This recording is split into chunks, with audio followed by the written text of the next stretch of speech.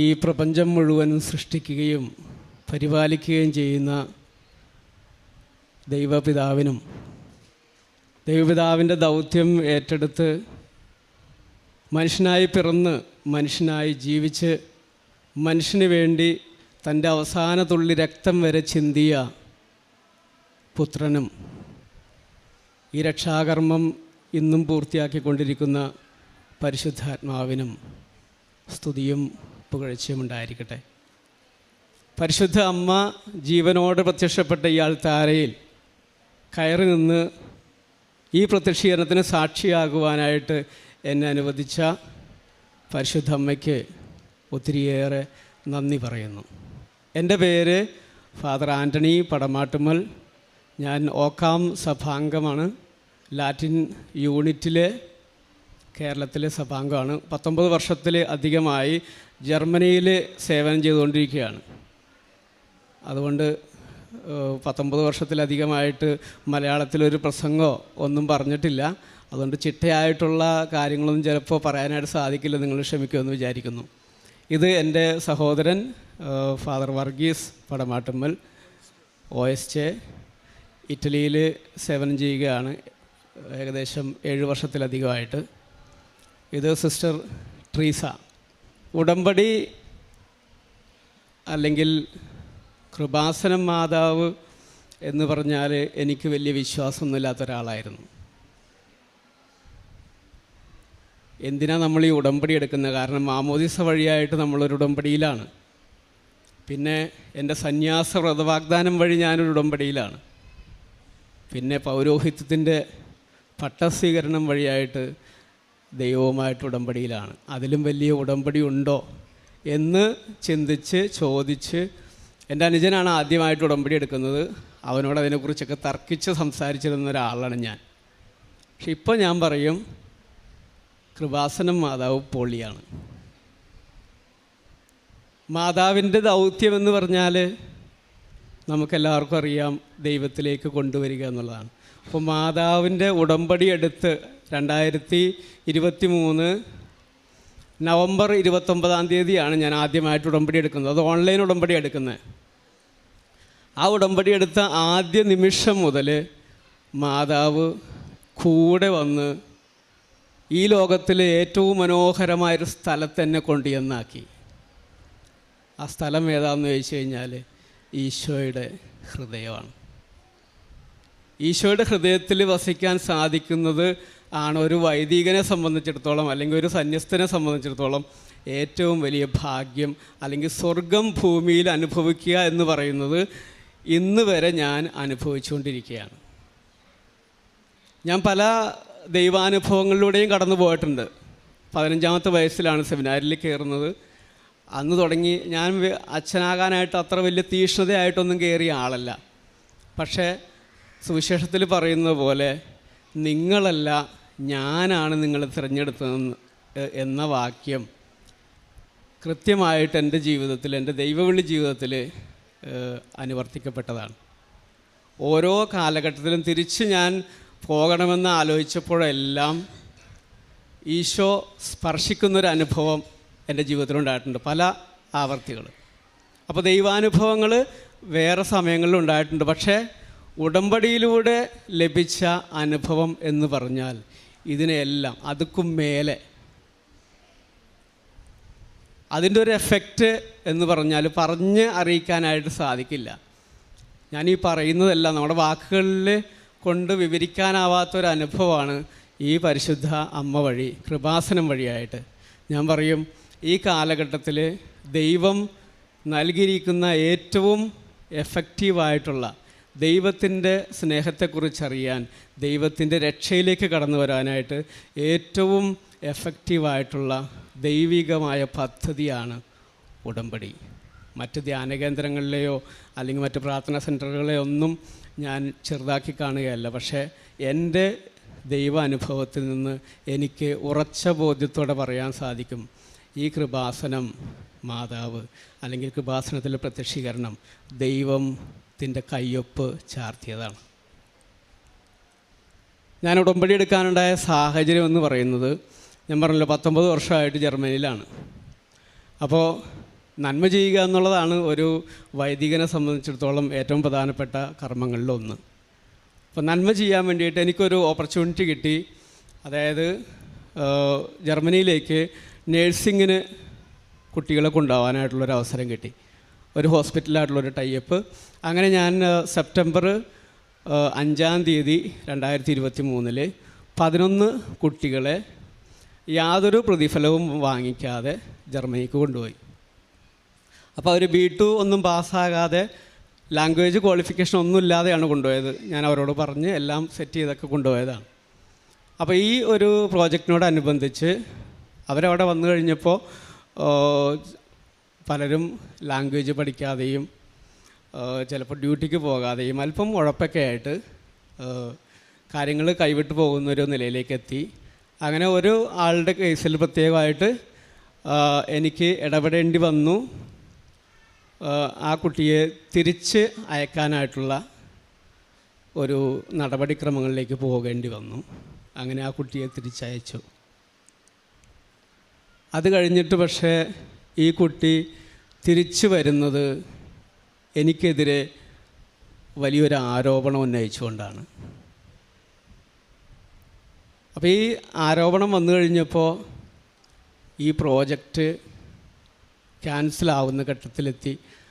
ആ ഹോസ്പിറ്റലിലെ അധികൃതരെ അത് സീരിയസ് ആയിട്ടെടുത്തു.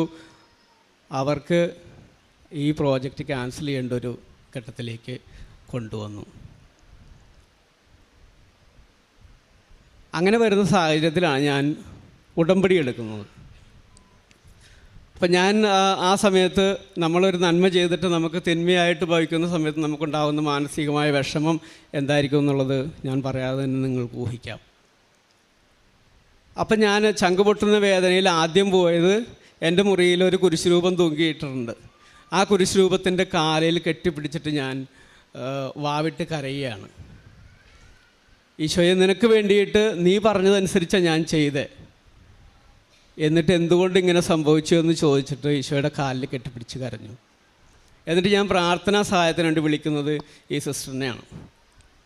ഈ സിസ്റ്റർ എന്ന് വെച്ച് കഴിഞ്ഞാൽ സിസ്റ്ററിനെ കുറിച്ച് 2 വാക്ക് ഞാൻ പറയാം.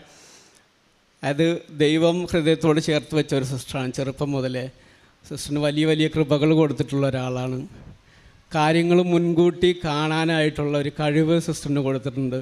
സിസ്റ്റർ സ്വപ്നങ്ങളിൽ കാണും, അതെല്ലാം കൃത്യമായിട്ട് സംഭവിക്കുന്ന കാര്യങ്ങളാണ്. അപ്പോൾ ആ സിസ്റ്ററിൻ്റെ ആത്മീയമായിട്ടുള്ളൊരു ഗൈഡൻസ് എനിക്ക് എപ്പോഴും ഉണ്ടായിരുന്നു. അപ്പോൾ സിസ്റ്ററാണ് എന്നോട് പറയുന്നത്, ആച്ചാ ഉടമ്പടി എടുക്കാൻ. അപ്പോൾ എനിക്ക് ഉടമ്പടിയിൽ വലിയ വിശ്വാസമൊന്നുമില്ല. ഞാൻ പറഞ്ഞു, സിസ്റ്റർ പറഞ്ഞതല്ലേ, സിസ്റ്റർ പറയുന്ന കാര്യങ്ങൾ എല്ലാം കൃത്യമാണെന്നുള്ളത് എനിക്കറിയാവുന്നതുകൊണ്ട് ഞാൻ പറഞ്ഞു, സിസ്റ്റർ പറഞ്ഞുകൊണ്ട് ഞാൻ ഉടമ്പടി എടുക്കാം. അങ്ങനെയാണ് നവംബർ 29-ാം തീയതി 2023 ഞാൻ ഉടമ്പടി എടുക്കുന്നത്. അത് ഓൺലൈനായിട്ടാണ് ഉടമ്പടി എടുത്തത്. ഈ ഉടമ്പടി എടുത്ത് ഒരു 3 ദിവസം കഴിഞ്ഞുള്ളൂ. അപ്പോഴേക്കും മാതാവ്, ഞാൻ താമസിക്കുന്നത്, ഞാനും ഒരച്ഛനും കൂടി ഒരുമിച്ചാണ് ഒരു പാരിഷ് ഹൗസിലാണ് താമസിക്കുന്നത്. ആ പാരിഷ് ഹൗസിൽ മാതാവ് വന്നു. ഞങ്ങൾ പ്രാർത്ഥിക്കുന്ന മുറിയിൽ മാതാവ് വന്നു. ആ മുറിയിലൂടെ കടന്ന് കിച്ചണിലൂടെ കയറി ഞങ്ങളുടെ ലിവിങ് റൂമിലൂടെ കടന്ന് കോറിഡോറിലൂടെ പോയി മാതാവ് ഞാൻ കിടക്കുന്ന മുറിയിൽ വന്ന് എൻ്റെ തലയിൽ കൈവച്ച് അനുഗ്രഹിച്ചിട്ടാണ് മാതാവ് പോയത്. ഇത് ദർശനത്തിൽ കാണുന്നത് ഈ സിസ്റ്ററാണ്. ഞങ്ങളുടെ വീട് സിസ്റ്റർ കണ്ടിട്ടില്ല. ഈ വീടിൻ്റെ എല്ലാ മുക്കും മൂലയും സിസ്റ്റർ എന്നോട് വിവരിക്കുകയാണ്, ഇതാണ് മാതാവ് കടന്നു വന്ന സ്ഥലമെന്ന്. അതിനുശേഷം ഞാൻ ഒരിക്കലും സ്വപ്നത്തിൽ പോലും വിചാരിച്ചില്ല മാതാവ് ഇന്ന് എന്നെ ഈ നിലയിൽ കൊണ്ടുവന്ന് എത്തിക്കുമെന്ന്. അപ്പോൾ അന്ന് ഈ പ്രശ്നം ഉണ്ടായിക്കഴിഞ്ഞപ്പോൾ ഞാൻ ആ പ്രശ്നത്തിൻ്റെ പരിസമാപ്തിയെക്കുറിച്ച് ആദ്യം പറയാം. അതായത് ആ പ്രതിസന്ധി വന്നു കഴിഞ്ഞപ്പോൾ ആ ആരോപണം നിലനിൽക്കുന്നത് എൻ്റെ ഭാവിയെ ബാധിക്കുന്ന വളരെ ഒരു പ്രശ്നമായിട്ട് മാറിക്കൊണ്ടിരുന്നൊരു സംഭവമാണ്. അപ്പോൾ ഈ ഹോസ്പിറ്റൽ അധികൃതരുമായിട്ട് സംസാരിക്കാനായിട്ട് പല മീറ്റിങ്ങുകൾക്കും വിളിച്ചിട്ട് അവർ ആദ്യം നമുക്കൊരു അപ്പോയിൻമെൻറ്റ് തരും, പിന്നീട് അത് മാറ്റിക്കളയും, അങ്ങനെയുള്ള സംഭവങ്ങളായിരുന്നു. ആ സമയത്ത് മുഴുവൻ ഞാൻ ഈ കൃപാസനം അമ്മയുടെ പ്രത്യക്ഷീകരണ പ്രാർത്ഥനയും ഉപവാസവും എല്ലാം കൃത്യമായിട്ട് പാലിച്ച് അമ്മയോട് മുട്ടിപ്പായിട്ട് പ്രാർത്ഥിച്ചുകൊണ്ടിരുന്നു. അതിനുശേഷം 2024 മെയ് മാസം 2-ാം തീയതിയാണ് ഞങ്ങളിവിടെ വന്നിട്ട് തീർത്ഥാടക ഉടമ്പടി എടുക്കുന്നത്. ഇവിടെ നിന്ന് തീർത്ഥാടക ഉടമ്പടി എടുത്ത് പോയി തൈലവും ഇതൊക്കെ കൊണ്ടുപോയി അവിടെ വെച്ച് എല്ലാ ദിവസവും രാവിലെയും വൈകിട്ടുമൊക്കെ പ്രാർത്ഥന തുടങ്ങി. ഒരു 3 മാസം കഴിഞ്ഞു, 4 മാസം കഴിഞ്ഞു, ഒരു രക്ഷയില്ല. അതിനുശേഷം ഒരു ധ്യാനത്തിൽ, ഉടമ്പടി ധ്യാനത്തിൽ ജോസഫ് അച്ഛൻ പറയുകയാണ്, മെയ് മാസത്തിൽ ഇവിടെ വന്ന് ഉടമ്പടി എടുത്ത പലരുടെയും നിയോഗങ്ങൾ ഇപ്പോൾ മാതാവ് കണക്കിലെടുക്കുന്നുണ്ട്. അത് കഴിഞ്ഞ് ഒരാഴ്ച കഴിഞ്ഞുള്ളൂ. ഈ ഹോസ്പിറ്റലിലെ അധികാരികൾ എന്നെയും എൻ്റെ വികാരിയച്ഛനെയും ബാക്കി വേണ്ടപ്പെട്ടവരെയൊക്കെ വിളിച്ചിട്ട് പറയുകയാണ്, ഇങ്ങനെ ഒരു ആരോപണം ഇല്ല. ഈ ആരോപണം പോലും ആരും ഉന്നയിച്ചിട്ടില്ല എന്നാ പറയുക. അത് തേച്ച് മാച്ച് കളഞ്ഞു. അത് വല്ലാത്തൊരു അത്ഭുതമായിപ്പോയി എനിക്ക് കേട്ട് കഴിഞ്ഞപ്പോൾ. പക്ഷേ ആ സമയത്തൊന്നും എനിക്ക് ഈ ആരോപണത്തെക്കുറിച്ച് വലിയ പേടിയോ ഭയമോ ഒന്നുമില്ല. കാരണം മാതാവ് എൻ്റെ ജീവിതത്തിലേക്ക് കടന്നു വന്നിട്ട് മാതാവ് വന്ന് അനുഗ്രഹിച്ചതോടുകൂടി പിന്നെ ഞാൻ ഈശോയുടെ ഹൃദയത്തിലാണ് ജീവിക്കുന്നത്. അവിടെ ജീവിച്ചു കഴിയുമ്പോൾ പിന്നെ നമ്മൾ എല്ലാത്തിനും റെഡിയായി. അപ്പോൾ ഈ ആരോപണം കടന്നു വരുന്നത് ഏകദേശം ഹോളി വീക്കിൻ്റെ സമയത്താണ്. അതായത് നമ്മളുടെ പാൽം സൺഡേ വെച്ച് കഴിഞ്ഞാൽ ഓശാന ഞായറാഴ്ച തുടങ്ങിയുള്ള ആഴ്ചയിലാണ് ഈ ആരോപണം വരുന്നത്. അപ്പോൾ എനിക്കതൊരു ശരിക്ക് ഒരു ഈശോയുടെ പീഡാനുഭവവും കുരിശുമരണവും ഒക്കെ അതിൻ്റെ ഒരു ചെറിയൊരു അനുഭവം ഈശോ എനിക്ക് തന്നതാണ്. പിന്നീടാണ് എനിക്ക് മനസ്സിലായത്, ഇത് ജോസഫച്ചൻ പറയുന്ന പോലെ വില കൊടുപ്പിച്ചതാണ് എന്നെക്കൊണ്ട്. ഈശോയുടെ കൃപകൾ തരാനായിട്ടുള്ള വില കൊടുക്കാനായിട്ട് ഈ അനുഭവത്തിലൂടെ ഈശോ എന്നെ ഒരുക്കി. ആ വില കൊടുക്കലിലൂടെ ഈശോ എൻ്റെ ജീവിതത്തിലേക്ക് കടന്നു വന്നു. അതിനുശേഷം സിസ്റ്റർ വേറൊരു സ്വപ്നവും കൂടി കണ്ടു. ഞാൻ ഒക്ടോബർ മാസം 11-ാം തീയതി മുതൽ 18-ാം തീയതി വരെ ജർമ്മനിയിലൊരു ധ്യാനത്തിൽ പങ്കെടുത്തുകൊണ്ടിരിക്കുക. അപ്പോൾ ആ ദിവസങ്ങളിൽ സിസ്റ്റർ എന്നെ വിളിച്ചിട്ട് പറഞ്ഞു, ഈശോ ഇങ്ങനൊരു ഡയലോഗ് പറഞ്ഞു എന്നോട്, അതായത് ഹീ ഈസ് മൈൻ, അവൻ എൻ്റേതാണ്. ആ സമയത്ത് ഞാനത് എൻ്റെ ഗൗരവം എന്താണെന്നുള്ളത് എനിക്ക് മനസ്സിലായില്ല, അല്ലെങ്കിൽ ഞാനത് ഗൗരവമായിട്ട് എടുത്തില്ല. ഈശോ സ്വന്തമാക്കി എന്ന് പറഞ്ഞിട്ട് ഒക്ടോബർ 15 വിശുദ്ധ അമ്മ ത്രേസ്യയുടെ തിരുനാളിൻ്റെ ദിവസമാണ്. അന്ന് മുതൽ ഈശോയുടെ സാന്നിധ്യം എൻ്റെ ഹൃദയത്തിൽ മാത്രമല്ല എൻ്റെ ശരീരത്തിലും ഞാൻ അനുഭവിച്ചു തുടങ്ങി. ഒക്ടോബർ 28-ാം തീയതി ഞാൻ ഞങ്ങളുടെ കൂട്ടുകാരുടെ ഒരു ആശ്രമത്തിൽ പോയി താമസിക്കുന്ന സമയത്ത് അന്ന് രാത്രി ഈശോ എന്നെ ബെഡിൽ തലകുത്തി നിർത്തി എന്നെ അവിടെ ഇട്ട് ഉരുട്ടി. സാധാരണ വലിയ ജീവി, നമ്മൾ ചിലപ്പോൾ ഈ കിങ് കോങ്ങിൻ്റെയൊക്കെ വല്ല സിനിമകൾ കണ്ടിട്ടുണ്ടെന്ന് നിങ്ങൾക്ക് മനസ്സിലാവും. ആരെങ്കിലും എടുത്തിട്ട് നമ്മളിട്ട് അങ്ങോട്ടും ഇങ്ങോട്ടൊക്കെ ഇട്ട് കളിപ്പിക്കുന്ന പോലെ എൻ്റെ യാതൊരു നിയന്ത്രണമില്ലാതെ എന്നെ എടുത്ത് ഈശോ അങ്ങോട്ടും ഇങ്ങോട്ടൊക്കെ ഉരുട്ടുക, തലകുത്തി നിർത്തുന്നു. അതൊരു 2-3 മണിക്കൂർ ഇങ്ങനെയുള്ളൊരു അനുഭവം. അപ്പോൾ എൻ്റെ ഒച്ചയൊന്നും ഞാൻ കേൾപ്പിക്കുന്നില്ല, പക്ഷേ ഈ ഒരു അനുഭവം എനിക്ക് തന്നുകൊണ്ടിരിക്കുകയായിരുന്നു. അതിനുശേഷം പിറ്റേ ദിവസം രാവിലെ 6 മണി തുടങ്ങി 8 മണി വരെ എൻ്റെ കൈകളിൽ 2 കൈകളിലും ആണിയടിക്കുന്ന പോലുള്ള ഒരു അനുഭവം, ഈശോയുടെ പഞ്ചക്ഷതം തരുന്ന അനുഭവം എനിക്കുണ്ടായി. അപ്പോൾ അവിടുത്തെ എൻ്റെ അച്ഛന്മാരൊക്കെ ഉണ്ടായിരുന്നു. അവർ വന്നു. അവർക്ക് എന്ത് ചെയ്യണമെന്ന് അറിയാൻ പാടില്ല. അവർ ഉടനെ കുറച്ച് കഴിഞ്ഞപ്പോൾ അവർ പറഞ്ഞു, ഞങ്ങൾ ഹോസ്പിറ്റലിൽ വിളിക്കട്ടെ, ആംബുലൻസ് വിളിക്കാം, എന്നിട്ട് അച്ഛനെ കൊണ്ടുപോകാം. കാരണം ഞാൻ ഈ ആണിയടിക്കുന്ന അനുഭവം ഉണ്ടായിട്ട് വാവിട്ട് കരയുകയാണ്. അപ്പോൾ എന്താ ചെയ്യേണ്ടതെന്ന് അറിയാൻ പാടില്ല. യാതൊരു കൺട്രോളും ഇല്ലാതെ ഇങ്ങനെയുള്ള ആക്ഷൻസ് കാണിച്ചുകൊണ്ടിരിക്കുക. ഈശോ കുരിശിൽ ആണിയടിക്കപ്പെട്ടപ്പോൾ എന്തൊക്കെ ആക്ഷൻസാണോ ഉണ്ടായത് അതെല്ലാം എൻ്റെ ശരീരത്തിൽ സംഭവിച്ചുകൊണ്ടിരിക്കുകയാണ്. അപ്പോൾ അവിടെ നിന്ന് ആംബുലൻസ് വിളിച്ചു. ഡോക്ടർ വന്നപ്പോൾ ഞാൻ വിചാരിച്ചു ഏതായാലും ഈ കൃപാസനത്തെക്കുറിച്ചോ അല്ലെങ്കിൽ ദൈവത്തിൻ്റെ ഇടപെടലിനെക്കുറിച്ചോ ഈ ജർമ്മൻകാർക്ക് വലിയ പിടുത്തമൊന്നുമില്ല, അവർക്ക് വലിയ വിശ്വാസമൊന്നുമില്ല. അപ്പോൾ അവരോട് സുവിശേഷം പറയാനുള്ളൊരു അവസരമാണെന്ന് കണ്ടിട്ട് ഞാൻ പറഞ്ഞു വിളിച്ചോളാൻ പറഞ്ഞു. അങ്ങനെ അവർ വന്നു കഴിഞ്ഞപ്പോൾ ഞാൻ പറഞ്ഞു, ഇത് വേറെ കുഴപ്പമൊന്നുമില്ല, എനിക്ക് ഇങ്ങനെയാണ്, ഈ അനുഭവമാണ് എനിക്കുണ്ടാകുന്നത് എന്നവരോട് പറഞ്ഞു. അപ്പോൾ അവരൊന്ന് ചിരിച്ചു, അവർക്കത് വിശ്വസിക്കാൻ പറ്റില്ല. അപ്പോൾ അവർ പറഞ്ഞു ഞങ്ങൾ ചെക്ക് ചെയ്യട്ടെ. അപ്പോൾ നോക്കിക്കഴിഞ്ഞപ്പോൾ എൻ്റെ BP ഇത്തിരി ഹൈ ആണ്. എന്നിട്ട് അവർ പറഞ്ഞു അപ്പോൾ BP ഹൈ ആണ്, ഇത് ഇത്തിരി പ്രശ്നമാണ്, അച്ഛന് മിക്കവാറും ഹാർട്ട് അറ്റാക്കിൻ്റെ പ്രശ്നമുണ്ട്, അതുകൊണ്ട് നമ്മൾക്ക് ഹോസ്പിറ്റലിലേക്ക് പോവാം, അച്ഛനെ ഹോസ്പിറ്റലിലേക്ക് കൊണ്ടുപോകാമെന്ന് പറഞ്ഞാൽ എൻ്റെ ഹോസ്പിറ്റലിലേക്ക് കൊണ്ടുപോയി. ഹോസ്പിറ്റലിൽ കൊണ്ടുപോയി അവർ ചെക്ക് ചെയ്ത് കഴിഞ്ഞപ്പോൾ എൻ്റെ ECGയിൽ ഒരു വേരിയേഷൻ ഉണ്ട്. അപ്പോൾ അവർ ഉടനെ വിധി എഴുതി, ഇത് ഹാർട്ട് അറ്റാക്കാണ്, അച്ഛൻ ഒരു 20 മിനിറ്റ് പോലും ജീവിച്ചിരിക്കില്ല, ഞങ്ങൾക്ക് ഉടനെ തന്നെ ആൻജിയോഗ്രാം ചെയ്യണം. അപ്പോൾ ഞാൻ പറഞ്ഞു അതിൻ്റെ ഒന്നും ആവശ്യമില്ല, കാരണം എനിക്ക് എന്താണ് അനുഭവം എന്നുള്ളത് എനിക്കറിയാം. അപ്പോൾ നിങ്ങൾ വെറുതെ ഇത് ട്രീറ്റ് ചെയ്ത് എനിക്ക് വേറെ എന്തെങ്കിലും കുഴപ്പമാക്കണ്ട എന്നുള്ള രീതിയിൽ ഞാൻ അവർക്ക് ഒപ്പിട്ട് കൊടുത്തു. എന്നെ ട്രീറ്റ് ചെയ്യേണ്ട ആവശ്യമില്ല, ഞാൻ മരിക്കുകയാണെങ്കിൽ മരിച്ചോട്ടെ എന്നുള്ള രീതിയിൽ ഞാൻ ഒപ്പിട്ട് കൊടുത്തു. അത് കഴിഞ്ഞപ്പോൾ സിസ്റ്റർ ആ സമയത്ത് എന്നെ വിളിച്ചായിരുന്നു. അപ്പോൾ സിസ്റ്റർ പറഞ്ഞു ചിലപ്പോൾ ഈശോ കാണിക്കണമായിരിക്കും, അച്ഛൻ എന്താണ് അവർ ട്രീറ്റ് ചെയ്യണമെങ്കിൽ ട്രീറ്റ് ചെയ്തിട്ട് ആൻജിയോഗ്രാം ചെയ്യാനായിട്ട് സമ്മതിച്ചോളാൻ പറഞ്ഞു. അങ്ങനെ ഞാൻ അവരോട് സമ്മതിച്ചു. അവർ ആൻജിയോഗ്രാം ചെയ്തു കഴിഞ്ഞപ്പോൾ അവർ പറഞ്ഞത് അച്ഛന് തീർച്ചയായിട്ടും അച്ഛൻ്റെ ഹാർട്ടിന് ബ്ലോക്ക് ഉണ്ട്, എല്ലാ ലക്ഷണങ്ങളും കാണിക്കുന്നതാണ്. പക്ഷെ ഇത് ചെയ്തു കഴിഞ്ഞപ്പോൾ അവർ പറയാ യാതൊരു കുഴപ്പമില്ല. അപ്പോൾ ദൈവം എൻ്റെ ജീവിതത്തിൽ കൃത്യമായിട്ട് ജീവിക്കുന്ന ദൈവമാണെന്ന് കാണിച്ചു തരുന്ന ഒരു അനുഭവത്തിലേക്കാണ് ഈ ഉടമ്പടി വഴിയായിട്ട് എന്നെ കൊണ്ടുചെന്നെത്തിച്ചത്. ചെറുതും വലുതുമായിട്ടുള്ള ഒത്തിരി അനുഭവങ്ങൾ, ഭൗതികമായിട്ടുള്ള അനുഭവങ്ങൾ എൻ്റെ ജീവിതത്തിലുണ്ട്. പക്ഷെ അതൊന്നും നിങ്ങളോട് പങ്കുവയ്ക്കാനായിട്ട് ഞാൻ ഈ വേദിയിൽ ആഗ്രഹിക്കുന്നില്ല. കാരണം നിത്യതയിലേക്കാണ് നമ്മളെ ഈ ഉടമ്പടിയിലൂടെ ദൈവം വിളിച്ചിരിക്കുന്നതെന്ന് ജോസഫ് അച്ഛൻ്റെ ഉടമ്പടി ധ്യാനങ്ങളിൽ എപ്പോഴും പറയാറുണ്ട്. അതുതന്നെയാണ് ദൈവം ആരാണെന്ന് എന്നെ കൃത്യമായിട്ട് ബോധ്യപ്പെടുത്തി തന്ന ഉടമ്പടിയാണ് ഇന്ന് ഞാൻ ജീവിച്ചു കൊണ്ടിരിക്കുന്നത്.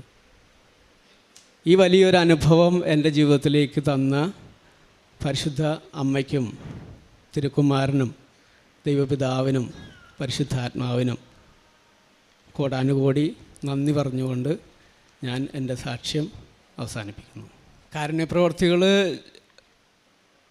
അച്ഛന്മാരെപ്പോഴും കാരുണ്യപ്രവർത്തികൾ ചെയ്യുന്നവരാണ്, അത് പ്രത്യേകിച്ച് പറയേണ്ട ആവശ്യമില്ല.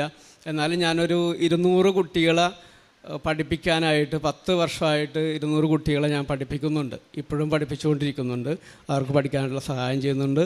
അതുപോലെ ഒരു 21 പേരെ ഞാൻ ജർമ്മനിയിലേക്ക് കൊണ്ടുപോയിട്ടുണ്ട്, അവരുടെ കയ്യിൽ നിന്ന് യാതൊന്നും വാങ്ങിക്കാതെ. ഇപ്പോഴും ഒത്തിരി പേരെ സാമ്പത്തികമായിട്ട് സഹായിക്കുന്നുണ്ട്.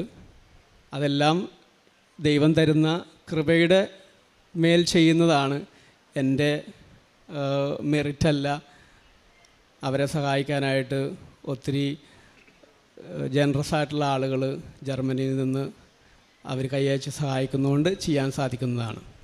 അതുപോലെ ഈ കൃപാസന മാതാവ് നൽകിയ കൃപകൾക്ക് നന്ദി പറഞ്ഞുകൊണ്ട് ഞങ്ങൾ രണ്ടുപേരും കഴിഞ്ഞ മെയ് മാസത്തിൽ ഒരു പാട്ട് ഇവിടെ കൃപാസനം ചാനലിലൂടെ റിലീസ് ചെയ്തിട്ടുണ്ട്, കൃപയുടെ നിറകുടമേ എന്ന് പറഞ്ഞുകൊണ്ട്. ഞങ്ങൾ വലിയ പാട്ടുകാരൊന്നുമല്ല, പക്ഷേ കൃപാസന അമ്മയോടുള്ള നന്ദി സൂചകമായിട്ട് സമർപ്പിച്ചതാണ്.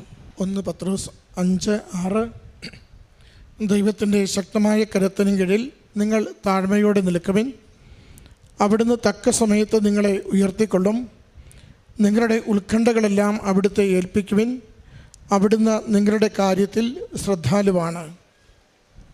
ഏറ്റവും പ്രിയമുള്ള ആൻ്റണി അച്ഛൻ താൻ കടന്നുപോയ പീഡാനുഭവത്തിൻ്റെ കാലത്തെക്കുറിച്ചും അതിൽ പരിശുദ്ധ കൃപാസന മാതാവ് നൽകിയ വലിയ സംരക്ഷണത്തെയുമാണ് സാക്ഷ്യപ്പെടുത്തിയത്.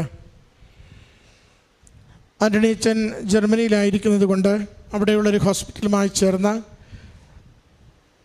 വളരെ ഫ്രീ ആയി മക്കളെ വിദേശത്ത് പഠനത്തിനും തൊഴിലിനും വേണ്ടി കൊണ്ടുപോകുവാൻ വേണ്ടിയുള്ള കാര്യങ്ങൾ തുടങ്ങുന്ന സമയത്ത് അവിടെ വന്നെത്തിച്ചേർന്ന മക്കൾ അല്പം ഒന്ന് വഴിമാറിപ്പോവുകയും പഠനത്തിൽ ശ്രദ്ധയില്ലാതിരുന്നത് കൊണ്ട് അവിടെ പഠനവും ജോലിയും മുന്നോട്ട് പോകുവാനാവാത്ത സാഹചര്യത്തിൽ തിരികെ നാട്ടിലേക്ക് ഒരാളെ അയക്കേണ്ട സാഹചര്യം വന്നു. അച്ഛനത് നമ്മളോട് പങ്കുവച്ചു. പിന്നീട് അച്ഛനെ വ്യക്തിഹത്യ ചെയ്തുകൊണ്ടുള്ള ആരോപണമാണ് മുന്നോട്ട് വരുന്നത്. പൗരോഹിത്യം നഷ്ടപ്പെടുത്താവുന്ന, രാജ്യത്ത് നിന്ന് പുറത്തേക്ക് പോകേണ്ടി വരുന്ന, എല്ലാവരുടെയും മുമ്പിൽ അപമാനിതനായി നിൽക്കേണ്ടി വരുന്ന വളരെ ഗുരുതരമായ സാഹചര്യത്തിലേക്കാണ് അച്ഛൻ്റെ ജീവിതത്തെ ആ സംഭവം മാറ്റുന്നത്.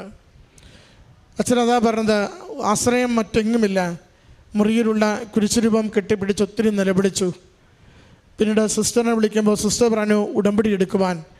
ഓൺലൈൻ ഉടമ്പടി എടുത്ത് അന്ന് മുതൽ കൃപാസന മാതാവിനോട് അച്ഛൻ പ്രാർത്ഥിച്ചതും പ്രാർത്ഥനയോടെ ലഭിച്ച ആത്മബലവും അത് വിശ്വാസത്തിൽ ആഴപ്പെട്ട് നിൽക്കുവാനും ഈശോയുടെ തിരുഹൃദയത്തിന് തന്നെ കൂടുതൽ സമർപ്പിച്ച് ജീവിക്കുവാനും കൂടുതൽ പ്രാർത്ഥനാരൂപിയിലും ഉപവാസത്തിലും തൻ്റെ ആത്മീയ ജീവിതത്തെ ആഴപ്പെടുത്തുവാനും അച്ഛനെ സഹായിച്ചത് വാക്കുകളിലൂടെ സാക്ഷ്യപ്പെടുത്തുന്നുണ്ട്.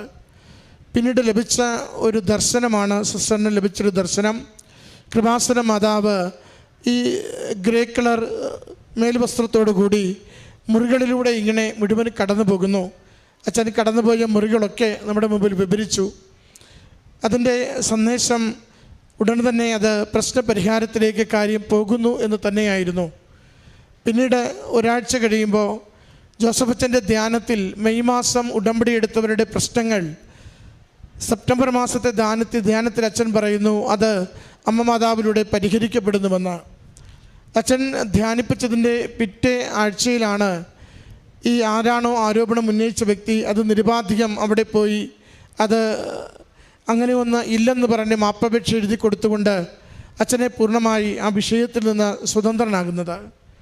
അതാണ് അച്ഛനെ ഏറ്റവും കൂടുതൽ കൃപാസന മാതാവിൽ ആഴപ്പെട്ട് നിൽക്കുവാൻ, ആകെ കണ്ണീരോടുകൂടി 6-7 മാസം ഇങ്ങനെ ജീവിതം എന്താണ് ഈ സംഭവിച്ചു കൊണ്ടിരിക്കുന്നതെന്ന് അറിയാതെ കുഴങ്ങിയപ്പോൾ അല്പം പോലും നിരാശപ്പെടാതെ ഓൺലൈൻ ഉടമ്പടിയിൽ അവിടെ ജീവിക്കുകയും നാട്ടിലെത്തിയ ആദ്യ ദിനങ്ങളിൽ തന്നെ കൃപാസനത്തിലെത്തി തീർത്ഥാടക ഉടമ്പടി എടുത്തുകൊണ്ട് നേർച്ച വസ്തുക്കൾ ഉപയോഗിച്ച് അമ്മയിൽ ജീവിതത്തെ പൂർണ്ണമായി ശരണപ്പെടുത്തിയപ്പോൾ അമ്മ മാതാവ് കൂടുതൽ നന്മകൾ ചെയ്യുവാൻ, കൂടുതൽ ദൈവരാജ്യത്തെക്കുറിച്ച് പ്രഘോഷിക്കുവാൻ, കൂടുതൽ സന്തോഷത്തോടു കൂടി പരിശുദ്ധ അമ്മയുടെ നന്മകളെ ലോകത്തിലേക്ക് കൈമാറുവാൻ അച്ഛനെ ഉപകരണമാക്കിയതിൻ്റെ സാക്ഷ്യമാണ് പങ്കുവച്ചത്. അതോട് ചേർത്ത് അച്ഛൻ പറയുന്നുണ്ട്, അച്ഛന് ലഭിച്ച പീഡാനുഭവത്തിൻ്റെ മുദ്രകൾ, അത് പഞ്ചക്ഷതങ്ങളുടെ മുദ്രകൾ തൻ്റെ കരങ്ങളിലും കാലിലും ഹൃദയത്തിലുമൊക്കെ അതിൻ്റെ തീവ്രമായ വേദനയിലൂടെ കടന്നു പോകുമ്പോൾ അത് മറ്റുള്ളവർക്കത് മനസ്സിലാവുന്നില്ലെങ്കിലും അത് ദൈവസ്നേഹത്തിൻ്റെ അടയാളമായി ഉൾക്കൊള്ളുവാനും കുറേ കൂടി വിശുദ്ധിയിലും ദൈവാശ്രയത്വത്തിലും ജീവിതത്തെ നയിക്കുവാനും അച്ഛനെ സഹായിച്ചതിനെയാണ് സാക്ഷ്യപ്പെടുത്തിയത്. അച്ഛൻ എഴുതിയിരിക്കുന്ന സാക്ഷി പേപ്പറിൽ ഭൗതികമായ 3-4 കാര്യങ്ങൾ അച്ഛൻ എഴുതിയിട്ടുണ്ട്. അച്ഛൻ സാക്ഷ്യകൂടാരത്തിലും സൂചിപ്പിച്ചത് എൻ്റെ ഭൗതിക കാര്യങ്ങളെക്കുറിച്ച് അമ്മ മാതാവിൻ്റെ അൾത്താരയിൽ പറയുവാനല്ല, അമ്മ മാതാവിൻ്റെ ഉടമ്പടി എടുത്തതിലൂടെ എൻ്റെ ജീവിതത്തെ എത്ര കണ്ട് അമ്മ മാതാവ് കൈപിടിച്ച് നയിക്കുകയും എൻ്റെ ആത്മീയ ജീവിതത്തെ വളർത്തുകയും ചെയ്തുവെന്ന് ലോകത്തോട് പ്രഘോഷിക്കുവാനാണ് ഞാൻ ഈ അവസരത്തെ വിനിയോഗിക്കുന്നതെന്ന് അച്ഛന്, അതോടൊപ്പം അച്ഛൻ്റെ സഹോദരൻ വർഗീസ് അച്ഛൻ, ഒപ്പം സിസ്റ്റർ, ഇവരെല്ലാവരും ഉടമ്പടിയിലാണ്.